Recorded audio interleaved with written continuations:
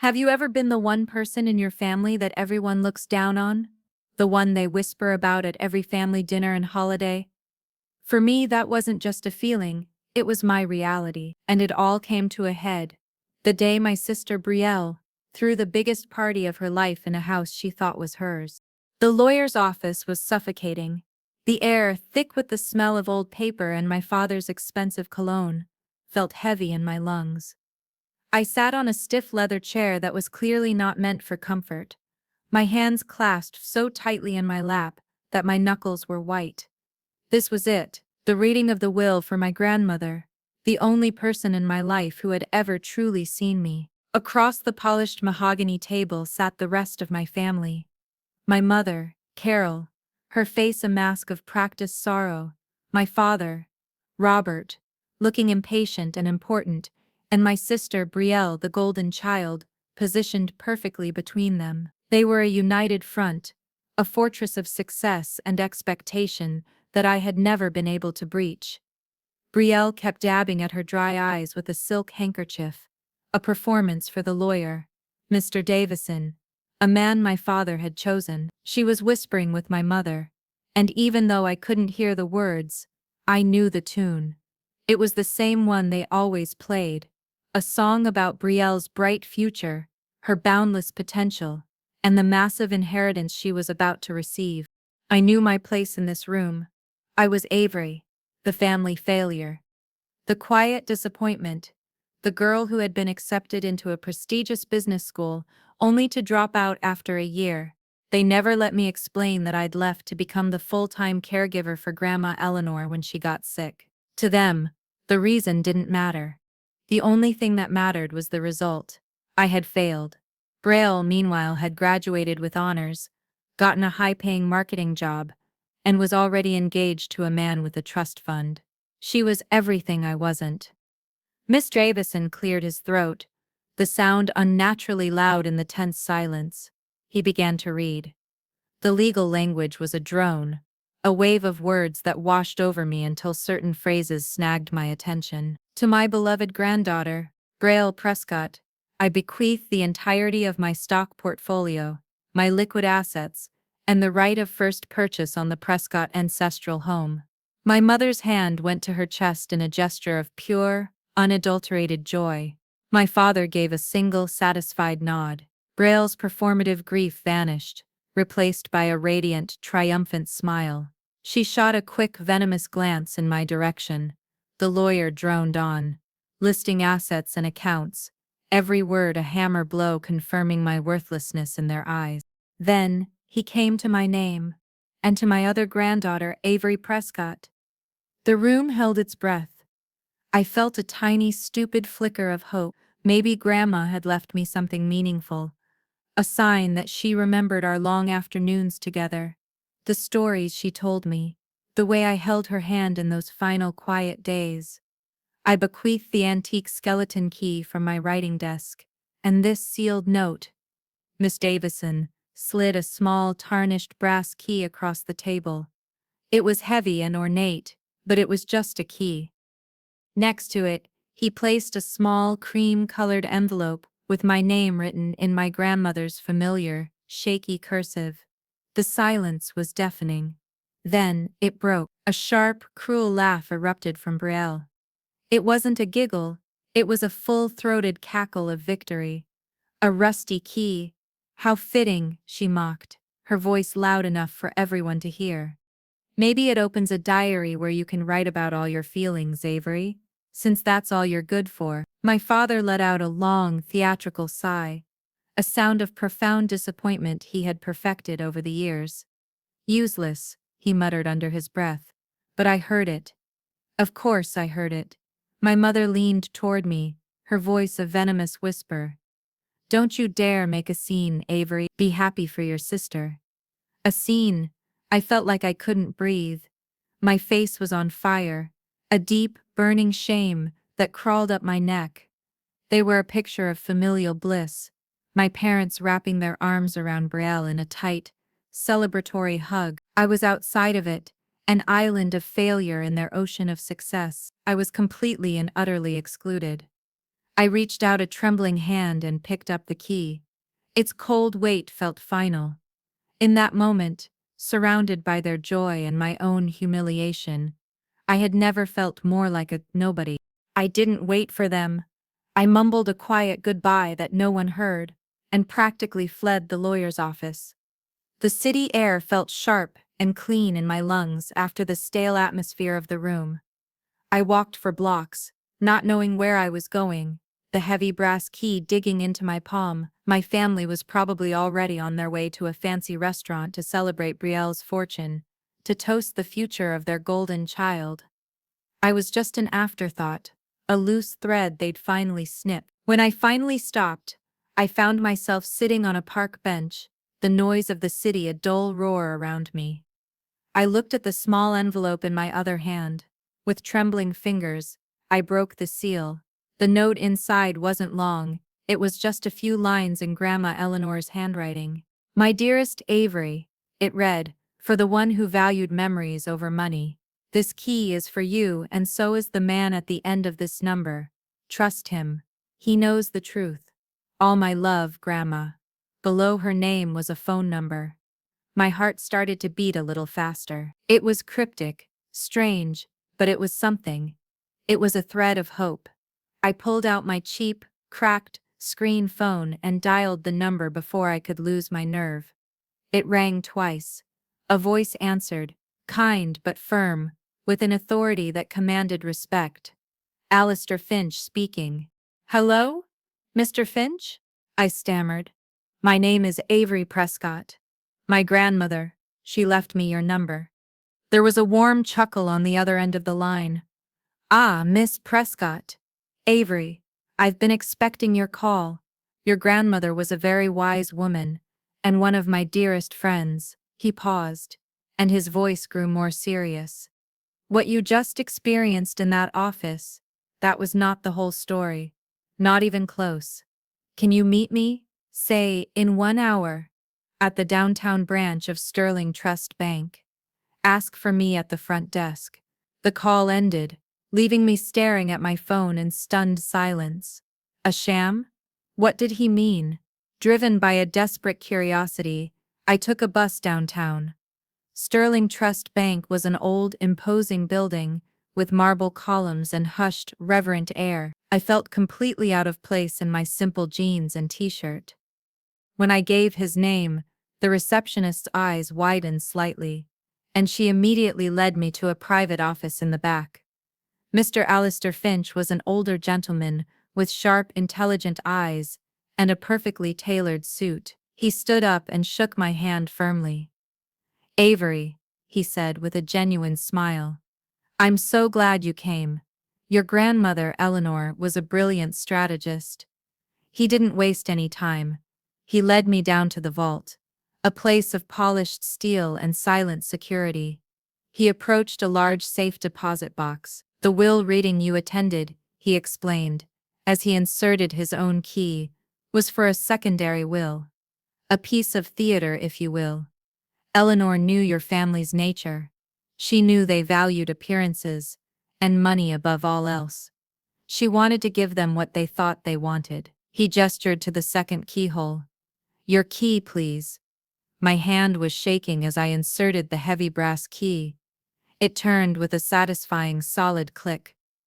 Mr. Finch pulled open the heavy metal door. Inside, nestled on a bed of dark velvet, was a thick leather-bound portfolio. He lifted it out and placed it on a nearby table.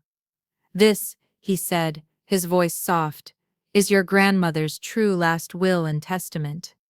He opened it. The first page was a letter addressed to me, but he turned past it to the legal document. My eyes scanned the lines, and my breath caught in my throat.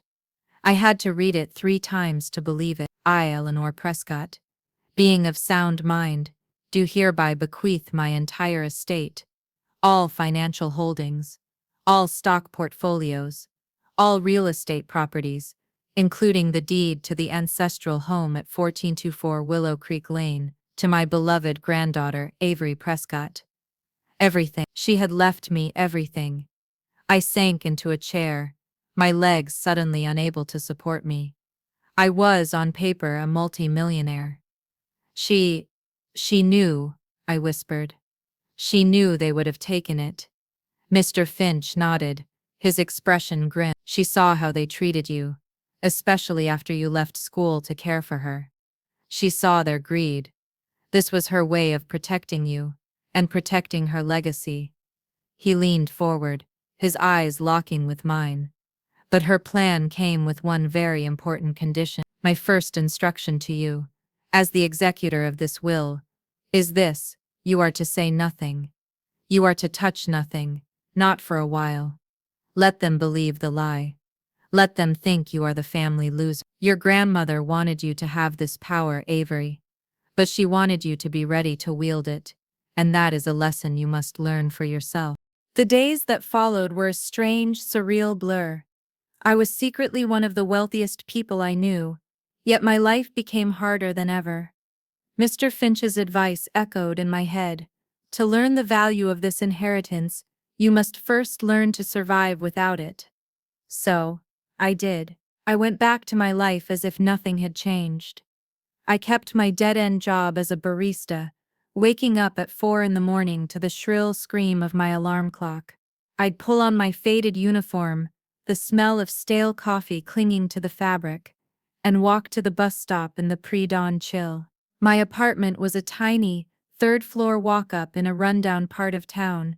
The paint was peeling, one of the burners on the stove didn't work, and the radiator clanked and hissed like a dying animal through the night. I lived on a shoestring budget. Every dollar was counted, every purchase weighed. Dinner was often a packet of instant noodles, the salty broth a poor substitute for a real meal. I would sit at my rickety kitchen table, slurping noodles and staring at the glowing screen of my second-hand laptop. This was my secret war room. Fueled by cheap coffee and sheer willpower, I enrolled in online courses: finance, real estate law, business management, contract negotiation. The things I had walked away from at business school now felt vitally important. I devoured the material, my mind sharp and hungry for the knowledge I knew I would need. I was exhausted, bone-deep tired all the time. There was a constant gnawing loneliness that sat in the pit of my stomach. While my body was frothing milk and calling out coffee orders, my mind was a world away, calculating property values and studying market trends. The disconnect was jarring. Some nights, the despair was a physical weight. I'd lie in my lumpy bed, staring at the water stains on the ceiling, and the temptation to just call Mr. Finch, to access the funds and end this miserable struggle, was almost overwhelming. I could quit my job. I could move into a beautiful apartment. I could eat real food. But then my phone would ring. It was always my mother or father. The calls were never to ask if I was okay, if I needed anything. They were status updates, little daggers dipped in honey. Avery, darling, you'll never guess. Brielle just bought the most stunning new convertible. It's sapphire blue. Or your sister is in Italy for the month. Todd surprised her. The pictures are just divine. You should see them on her social media. Each call was a fresh wave of humiliation, a carefully crafted reminder of my position in the family. They were reinforcing the narrative they had created for me. Avery, the perpetual failure, the charity case, the girl who couldn't get her life together. After one particularly brutal call, where my mother spent 10 minutes detailing the designer wardrobe Brielle had acquired for her Italian trip, I hung up and felt the hot sting of tears in my eyes. I almost broke. I almost picked up the phone to call Mr. Finch, but then, I closed my eyes and pictured Brielle's face at the will reading. I heard her mocking laughter, sharp and clear in my memory. A rusty key, how fitting, and the anger, cold and clear, pushed back the despair. This wasn't just about money anymore. This was about earning my victory. This was about proving to them, and more importantly, to myself, that I was more than the box they had put me in. The struggle was the point. This grueling secret war was my trial by fire, and I was determined to walk out of it, forged into someone they would never see coming. After 6 months of living on the edge, of studying until my eyes burned, I was ready to make my first move. I met with Mr. Finch in a quiet, discreet coffee shop, miles away from my own workplace. He looked at me over the rim of his glasses, a flicker of pride in his eyes. "You look tired, Avery," he said. "But you also look ready." He was right. The exhaustion was still there, but underneath it was a new hardness, a new resolve. We laid out the plan. According to my grandmother's will, I owned a portfolio of properties including a small forgotten commercial building in an up-and-coming industrial district. It wasn't much, but it was unencumbered and off my family's radar. "We'll use this as collateral," Miss Finch explained, tapping a manicured finger on the property file. "A modest business loan. We'll set up a shell corporation. Your name will not appear on any of the primary paperwork. You will be the sole anonymous owner, but publicly the company will be run by a board of directors I appoint." I chose the name Aspen Ridge Holdings. It sounded solid, respectable, and completely anonymous. The business school knowledge I had fought so hard to acquire finally clicked into place. I wasn't just reading textbooks anymore. I was applying the principles. The loan was approved. My secret life had officially begun. I worked 18-hour days. My life became a frantic cycle of coffee, spreadsheets, and site visits. By day, I was Avery the barista, smiling and making small talk. By night, I was the invisible force behind Aspen Ridge Holdings, scouting undervalued properties, poring over zoning regulations, and managing renovation budgets from my tiny apartment. It was a brutal, relentless grind. One evening, my phone rang with an unfamiliar number. I answered, my voice still in its professional, Aspen Ridge mode. "This is Avery." There was a moment of awkward silence on the other end. Avery, it's Todd." Todd, Brielle's fiancé. My future brother-in-law. His voice was hesitant, as if he was afraid of being overheard. "Hey Todd, what's up?" "Oh, nothing much. Hey listen, Brielle and we're having our engagement party in a few weeks. She wanted me to call and make sure you were coming. You know, for family." The way he said the word family was laced with guilt. I could hear the discomfort in his voice. He knew how they treated me. He had stood by silently during a dozen holiday dinners, while my father criticized my life choices, or my mother made passive-aggressive comments about my clothes. He saw it all and never said a word, always choosing the comfort of his position with the in-crowd over basic human decency. As if on cue, I heard Brielle's sharp voice in the background, not bothering to lower her tone. "Did you call her yet? Tell her to wear something decent for once. I don't want her embarrassing me in front of Todd's parents." There was a beat of silence. Todd didn't defend me. He never did. He just cleared his throat and said, "So, yeah.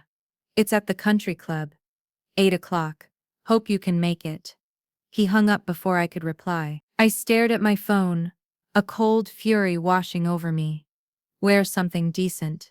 The casual cruelty, the complete lack of respect, that single phone call, solidified everything.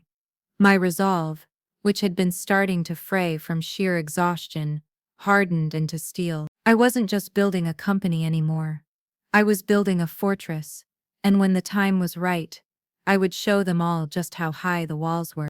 I decided to go to the family Christmas dinner. It was a calculated risk, a reconnaissance mission. I needed to see them to gauge their current state of arrogance, to remind myself exactly what I was fighting against. I chose my armor carefully. A simple, well-fitting black dress. It was clean, elegant, and understated. Not cheap enough to invite immediate pity, but not expensive enough to raise suspicion. Of course, it didn't matter. The moment I walked through the door of my parents' house, my mother's eyes scanned me from head to toe, her lips tightening in disapproval. "Avery," she sighed, "is that really the best you could do for Christmas?" Before I could answer, Brielle swept in, a whirlwind of red silk and glittering diamonds. She was practically glowing with self-satisfaction. "Avery, You came. Todd. Look. My sister made it out of her little cave. She gave me an air kiss that didn't land, her expensive perfume choking me. The evening was a masterclass in their casual cruelty. The main event, however, came during dessert. My father stood up, clinking his glass for attention. He introduced a man I hadn't noticed before. A distinguished-looking gentleman with silver hair and a sharp suit. I'd like you all to meet my friend and potential business partner, Mr. Harrison Vance, my father announced proudly. Mr. Vance gave a polite, reserved nod to the room. His eyes were sharp, observant. He seemed to be taking in every detail. Then Brielle stood up, clinging to Todd's arm. Her smile was blinding. Todd and I have some wonderful news, she declared. As you all know, the Prescott ancestral home has been sitting empty since Grandma passed. It's a cornerstone of our family's legacy. So, we've decided to do the right thing. She paused for dramatic effect. We are purchasing the house. We're going to restore it to its former glory and host our wedding there next year. The room erupted in applause. My father was beaming, clapping a bewildered-looking Todd on the back. My mother was weeping tears of joy. It was all so perfect, so scripted. Then, Brielle's eyes found me across the room. She gave me a smile that was pure poison, dripping with fake pity. Don't worry, Avery, she said, her voice carrying across the sudden quiet. We'll be sure to save a room for you in the attic. You know, if you can ever afford the rent. A wave of polite, cruel laughter rippled through the guests. It was a direct hit, a public execution of my dignity. I felt the heat rise in my cheeks, the familiar sting of shame. I wanted to run. I wanted to scream. But then I felt a pair of eyes on me. It was him, Harrison Vance, the neutral observer. He wasn't laughing. His face was a blank canvas, completely unreadable. But his gaze was locked on me, intense and analytical. He was watching to see how I would react. In that moment, something inside me shifted. The shame was still there, but something else rose to meet it: defiance. I would not give them the satisfaction of my tears. I would not let them see me break. I held Mr. Vance's gaze for a split second, a silent acknowledgement passing between us. Then I turned my eyes back to my sister. I let a small, calm smile touch my lips. That's very generous of you, Brielle, I said, my voice even and clear. The laughter died instantly. My simple, calm response seemed to unnerve her more than any angry outburst ever could. She stared at me, her perfect smile faltering for just a moment, a flicker of confusion in her eyes. She had expected me to crumble. I hadn't. The test was over. The year that followed was a blur of silent, relentless work. The Christmas dinner had lit a fire under me, and I poured all of that fuel into Aspen Ridge Holdings. My strategy was simple but aggressive. I targeted undervalued commercial real estate in neighborhoods on the verge of revitalization. I bought properties no one else wanted: rundown warehouses, neglected storefronts, small office buildings that had seen better days. I used my knowledge to see their potential, and I moved with a speed and decisiveness that started to make ripples in the local real estate market. Aspen Ridge Holdings exploded. The company that had started as a shell corporation, funded by a modest loan, was now a powerhouse. The profits were staggering. My initial investments paid off tenfold, then 100-fold. I was no longer just a millionaire on paper, living off a hidden inheritance. I was the founder and CEO of a rapidly growing firm, generating my own fortune through sheer grit and business acumen. The power shift was intoxicating. I began to acquire other businesses, diversifying my portfolio. I bought a majority stake in one of the city's most exclusive catering companies. I quietly acquired a high-end event planning agency, the one all the wealthy families used for their galas and weddings. I became their secret boss, an invisible hand guiding their operations. My personal life transformed as well. I finally left the tiny, rundown apartment. I bought a sleek, minimalist penthouse in a new downtown high-rise, a glass box in the sky with a panoramic view of the city. But it was a secret. I told no one. My car was a simple, reliable sedan, not a flashy sports car. To my family, I was still just Avery, the poor barista, the girl who couldn't afford rent. The duality of my life was a heavy weight. Some days I felt a terrifying sense of vertigo, as if I were two different people living in the same body. I was becoming someone my family wouldn't recognize, someone powerful and independent. And while that was exactly what I wanted, it was also lonely. The secret was a wall between me and the rest of the world. But every time I felt that loneliness creep in, I would remember Brielle's voice, offering me a room in her attic, and I would go back to work. One spring afternoon, a thick, cream-colored envelope arrived at my old apartment's mailbox, which I still checked weekly. The calligraphy was ostentatious, the cardstock so heavy it felt like a small plank of wood. It was an invitation. You are cordially invited to the official housewarming and family reunion gala. It read, hosted by Brielle and Todd Prescott at the historic Prescott estate. The event was just a month away. The invitation itself was it screamed money, a clear message to me about the world I wasn't a part of. A few days later, my phone rang. It was Brielle. Her voice was an infuriating mix of condescending sweetness and gloating pride. Avery, did you get my invitation? I do hope you can come. I got it, I said, keeping my voice neutral. Wonderful. I know things are tight for you, she chirped, the fake sympathy dripping from every word. But I really want you to be there. I want you to see what real success looks like. Who knows? It might even inspire you. I almost laughed. Inspire me? She had no idea. I'll see what I can do, I replied.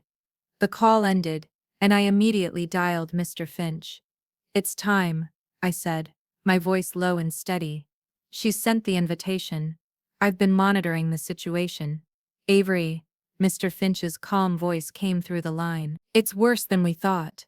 Brielle and your parents didn't just purchase the house. They couldn't have, legally. They worked with a crooked real estate agent and used a forged sales documents, supposedly signed by the executor of the estate, to transfer the title. They paid a fraction of its market value to a shell account they controlled. It's blatant fraud. A cold, clear certainty settled over me. It was perfect. They weren't just living in my house.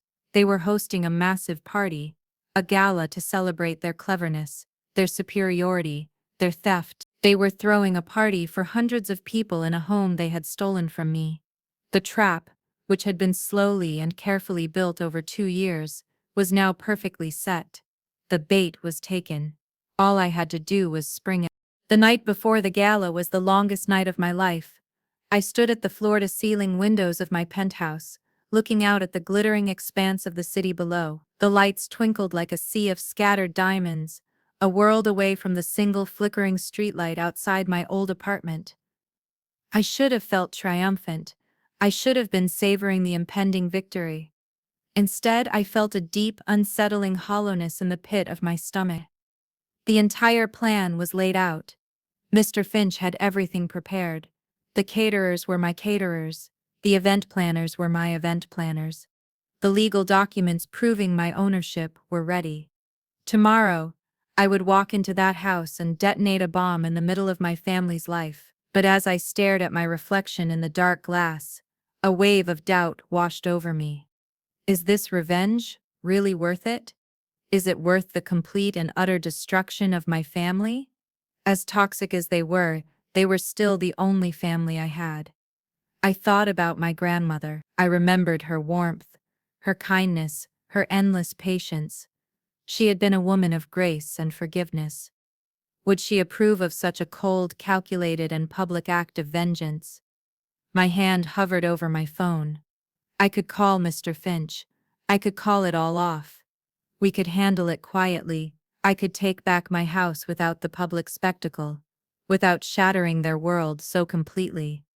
I almost made the call, but then, my eyes landed on a small silver frame on my bedside table. It was an old photo of a teenage me and Brielle, with our grandmother, taken in the garden of the ancestral home. Brielle was in the foreground, striking a perfect, practiced pose for the camera. But I was in the background, my head thrown back in a fit of genuine, uninhibited laughter, sharing a secret joke with Grandma Eleanor. I remembered her words from the note, the words that had started this whole journey. For the one who valued memories over money, this was never just about punishing them. It was about protecting those memories. It was about honoring the legacy of the one person who had loved me unconditionally. They hadn't just tried to steal a house and an inheritance. They had tried to erase me. They had tried to rewrite history so that I was nothing, a footnote in the grand story of their success. My hesitation vanished, burned away by a sudden cold clarity. This wasn't just revenge, this was justice. It was about reclaiming my story, my grandmother's memory, and my own damn worth. I turned away from the window, my purpose clear and sharp as glass. The storm was coming, and I was ready to be the hurricane. I arrived at the gala deliberately late. The long, winding driveway of the ancestral home was lined with expensive cars, their polished surfaces gleaming under the professionally installed outdoor lighting. The house itself was a blaze of glory, music and laughter spilling from the open doors. It was the house from my memories, but transformed into something foreign, a stage for Brielle's grand performance. I took a deep breath and walked inside. The sheer number of people was overwhelming. The air was thick with perfume, and the buzz of self-important conversation. It seemed like my parents and sister had invited everyone they had ever wanted to impress. And standing near the entrance, holding a glass of champagne, and speaking with my father, was Mr. Harrison Vance. Our eyes met for a fleeting second before he turned back to my father's fawning conversation. The humiliation began almost immediately. It was like they had been waiting for me. My mother intercepted me before I could take 2 steps inside. She grabbed my arm, her fingers digging into my skin, and pulled me into a small alcove. "Avery, for heaven's sake," she hissed, her eyes darting around to make sure no one important was watching. "Couldn't you have at least tried to look better? That dress is so plain." I was wearing a simple, elegant silk sheath dress. It was worth more than her entire outfit, but she couldn't see that. She only saw what she wanted to see, the failure. Before I could respond, Brielle descended upon us. She made a grand show of it, throwing her arms wide as if greeting a long-lost hero. "Everyone look," she announced, her voice ringing out, drawing the attention of those nearby. "My sister Avery made it. We were so worried you couldn't afford the gas to get here." She winked at a group of her friends, who let out a chorus of sycophantic titters. I was laughed at, mocked, and put on display like a circus animal. I became a spectacle of failure for their entertainment. My father patted me on the shoulder with a pitying look. "Good of you to come, Avery. Try the shrimp. It's excellent." It was a dismissal, a clear signal that I was to blend into the background. I endured it all. I took a glass of water from a passing waiter and stood by the wall watching. I didn't cry. I didn't argue. I met their taunts with a serene, unnerving calm that seemed to frustrate them more than anything else. They wanted a reaction.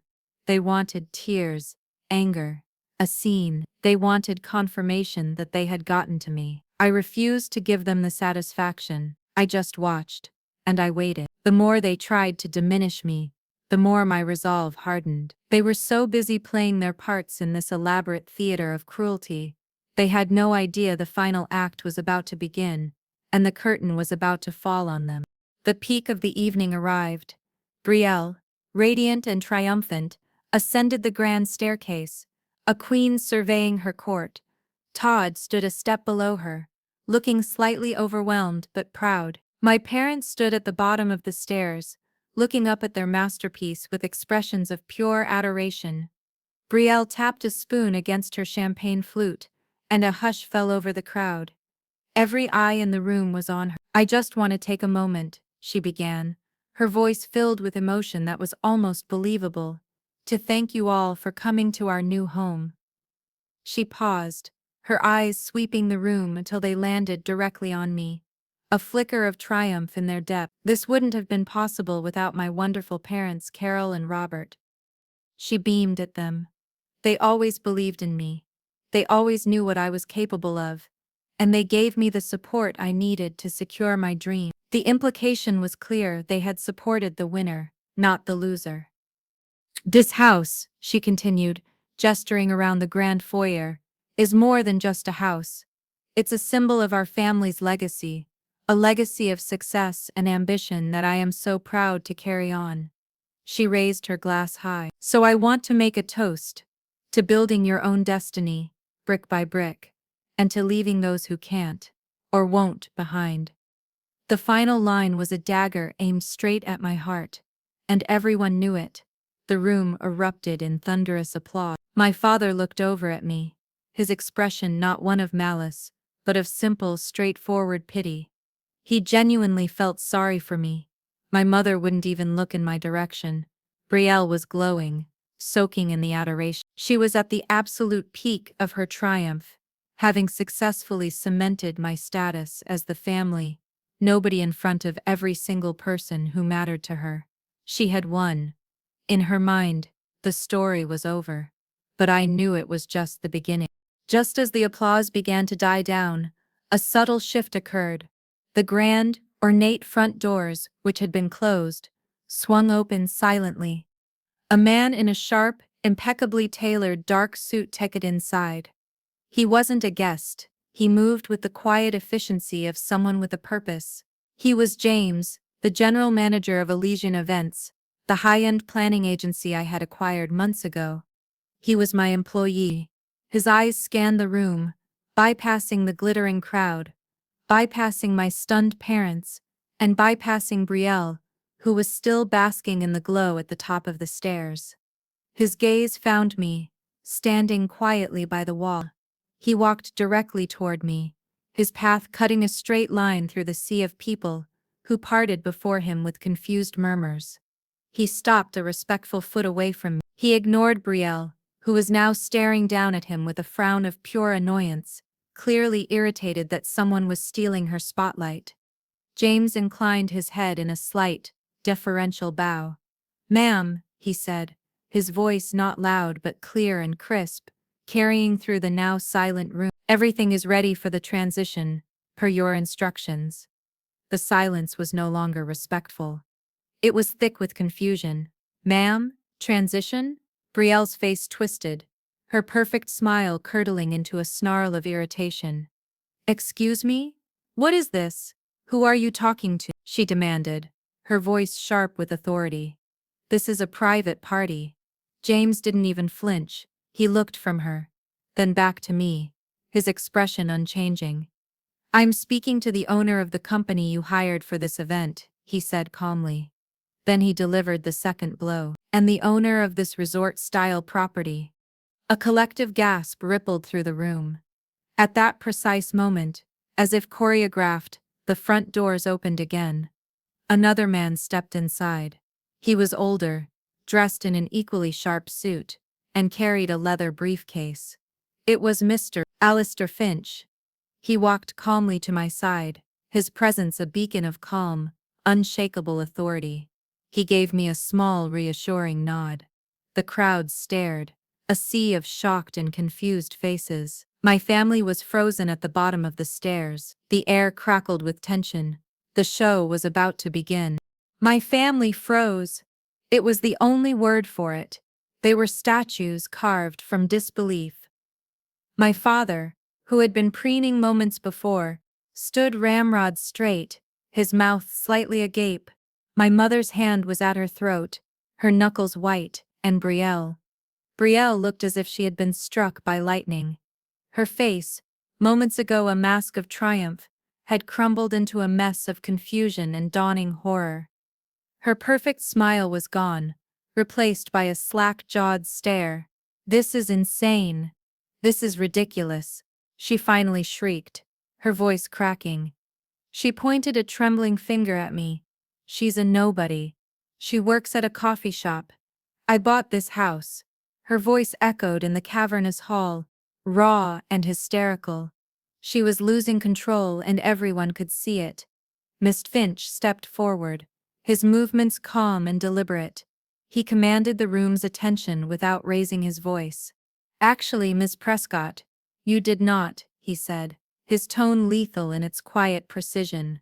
He placed his leather briefcase on a nearby table and opened it with two sharp clicks.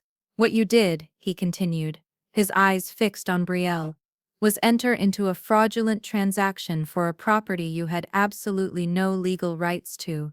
You and your parents conspired with a discredited real estate agent to forge documents and transfer a title that was never yours to claim." He pulled a thick portfolio from the briefcase. "The true, legal property deed, willed to my client by her grandmother, Eleanor Prescott, 2 years ago, is right here." He opened the portfolio with a flourish, holding it up for all to see. There, in clear, bold, inescapable letters, was my name, Avery Prescott. "This house," Mr. Finch announced, his voice resonating with finality in the stunned silence, "and all associated properties, have belonged exclusively to Ms. Avery Prescott for the last 2 years." The effect was instantaneous and devastating. My father turned pale. The blood drained from his face so completely that he looked like a ghost, his skin a pasty, sickly gray against his expensive tuxedo. My mother's jaw dropped, a choked, gurgling sound escaping her throat, but Brielle's reaction was the most profound. She was utterly shocked, completely and totally speechless. Her mind was frantically trying to process a reality it could not accept. The girl she had mocked, the failure she had pitied, the nobody she had offered an attic room to, owned everything. The foundation of her entire world had just turned to dust beneath her feet. The room, which had been dead silent, erupted in a cacophony of frantic whispers. The guests were no longer a supportive audience for Brielle. They were spectators at a spectacular implosion. This was the moment where the world I had built in secret collided with the world they had tried to force me into. And this is where my silent observers made their moves. Mr. Harrison Vance, the neutral observer, who had been watching the entire exchange with a calm, analytical intensity, detached himself from the wall. He walked over not to my father, but to Mr. Finch. He looked at the deed in the portfolio, then at me. His expression was no longer unreadable, it was one of cold, hard judgment. He turned to my father, who looked as if he might faint. "Robert," Mr. Vance said, his voice void of any previous warmth, "my firm has a zero-tolerance policy for fraud. We cannot, under any circumstances, do business with people who engage in criminal activity, especially against their own family." He then turned to me, and for the first time, he offered a genuine smile, a nod of profound and unexpected respect. "Prescott," he said clearly, "my apologies for the intrusion on your property this evening." With that, he turned and walked out the door.